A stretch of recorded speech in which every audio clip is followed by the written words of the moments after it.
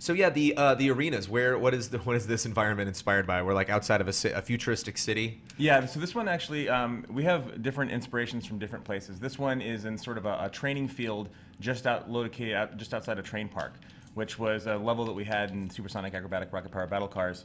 And this takes place just outside, and we brought that stadium back for this as well. And this is more like a practice park area, but we also have full-on stadiums, both U.S. style and Euro style stadiums.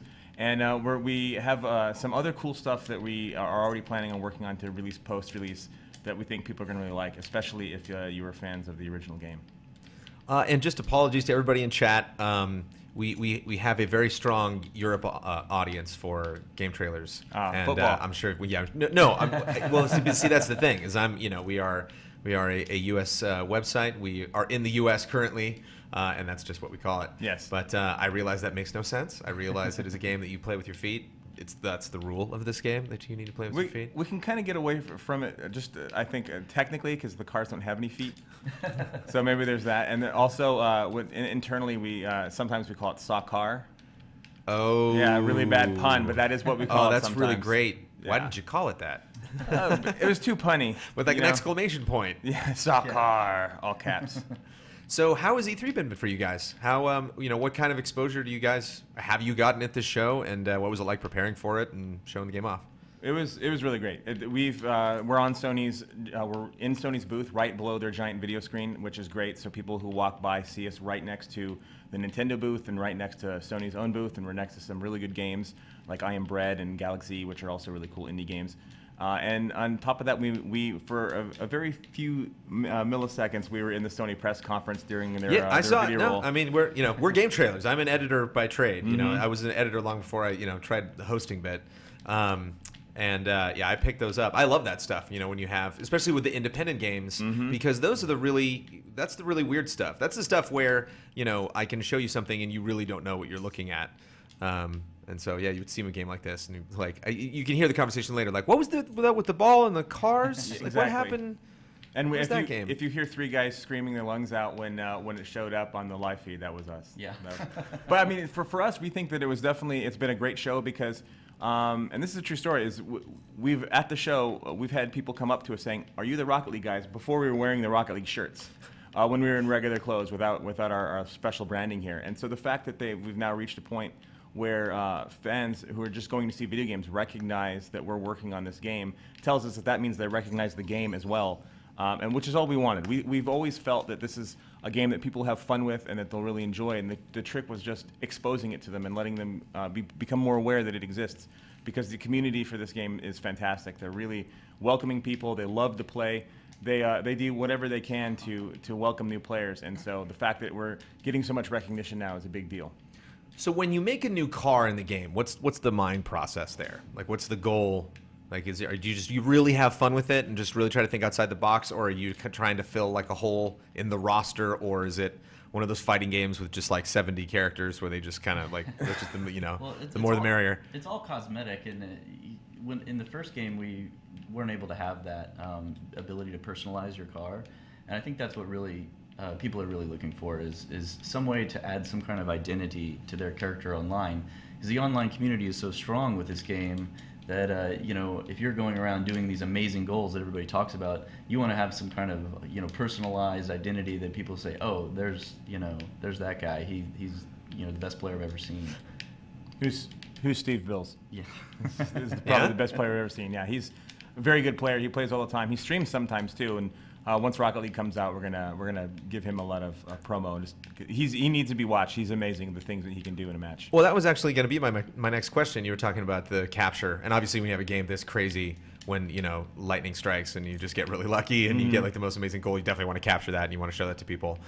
Is there a way? I mean, you've talked about your community and people that already have access to the game. Is there a way they can get that stuff to you? If I'm someone who's passionate about this game and I got this amazing goal that you guys would love. Absolutely. So the entire studio is incredibly active on the forums and social media and Reddit, and we're all over the place. We have an official Reddit thread and our Reddit board, and we have our own forums, and we're on it all the time. And by we, I just don't mean Dave and I mean practically everybody is on that thing all the time, talking to people, listening to what they're saying, watching these videos.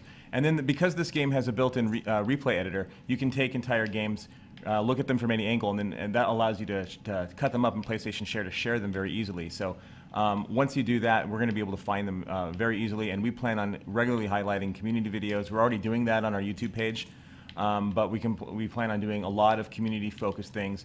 One of our plans, I haven't really talked about it before, but one of our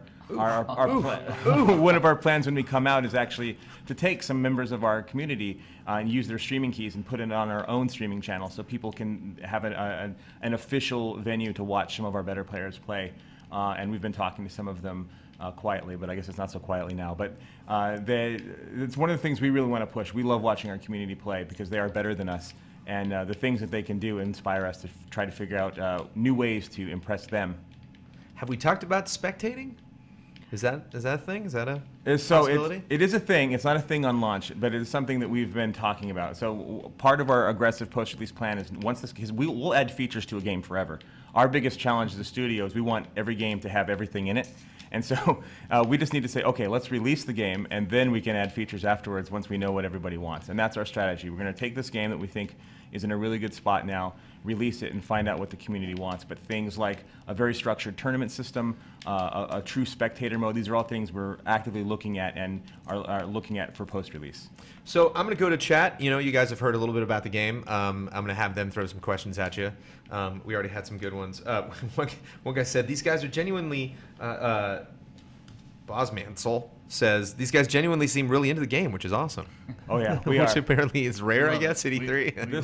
We definitely made the like, game wow, for you guys are having fun playing this? Okay. Yes, we do. And that's a great point because depending on how much you know about Sonics, we've worked on a ton of games that people have heard of. We've worked on Gears of War and Unreal Tournament and Nosgoth for Square Enix and Bulletstorm, and these are all games that we've worked on. But this is the game at the studio that we're constantly working on in between every other game we're working on. So for the last 2 years is when we finally said, no, we have to finish this game. Yeah. We have to do it. We have to get it out. We love this game.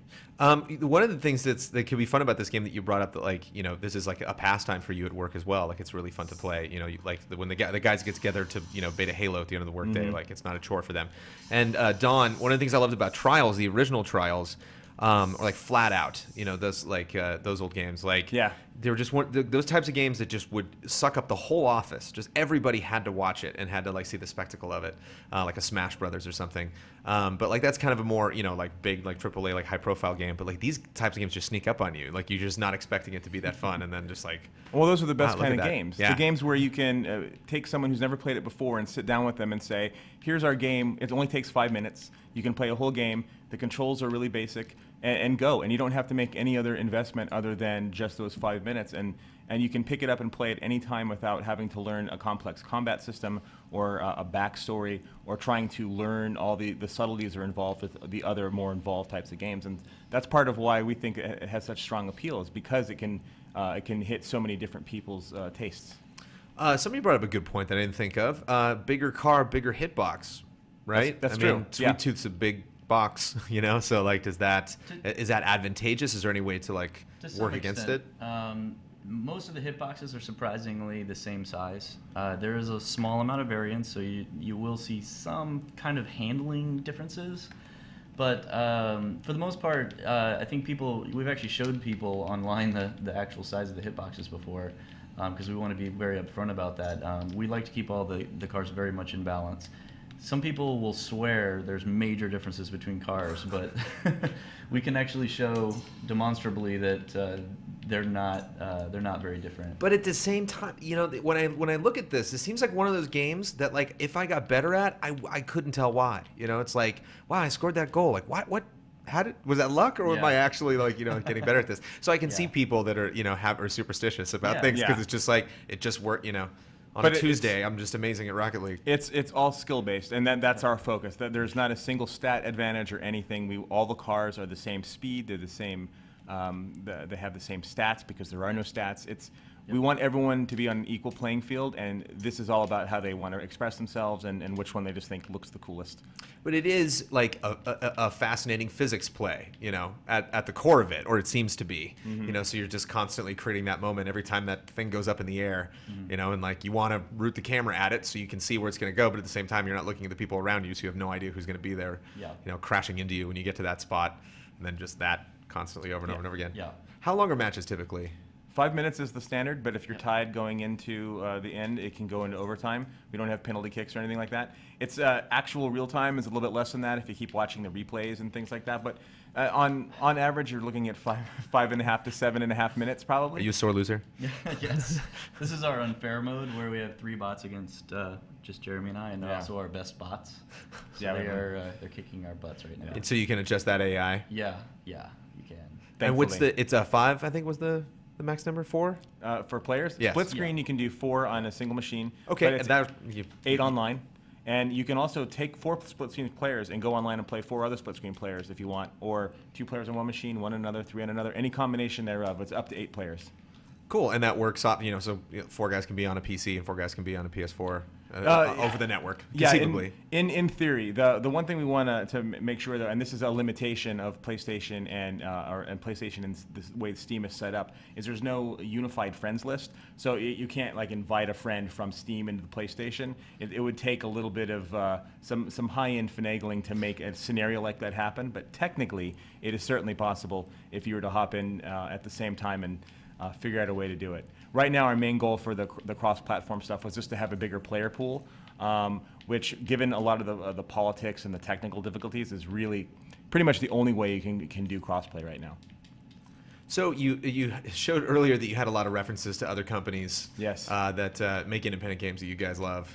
Have you not necessarily worked, but have you do you spend a lot of time talking to those guys when you go to events like this? Do you get to have a lot of time, or just enough time checking out other games and socializing with people, and maybe getting feedback? Because there's some games that are just kind of like a quick, What Remains of Edith Finch, or there's just like a very linear specific demo, and then this, which is just it's gonna be different every single time. You can play it for an hour or 2, we plan to, or you can play it for just 5 minutes. We talked to so it depends on the game, and we've talked to it's everything from something cordial like, we think your game is cool, can we put you in our game because we think it's cool, to and that's it, and they're like, sure, to things where we have very involved long conversations, like the Sweet Tooth, for example.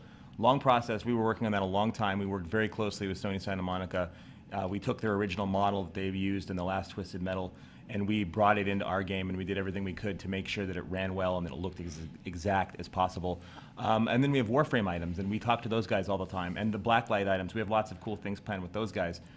So it depends, but we're all game developers, and that's one of the advantages of doing the cross-promotional things, is we like each other's games. And it's easy to talk to another game developer about your game, about their game, about games in general, and so it's actually a pretty natural process. And we'll tell you here on the broadcast right now, if any independent game out there is interested in talking to us about it, we're absolutely open to talking to anybody out there about maybe getting some of their stuff in our game, because we like to help pay it forward.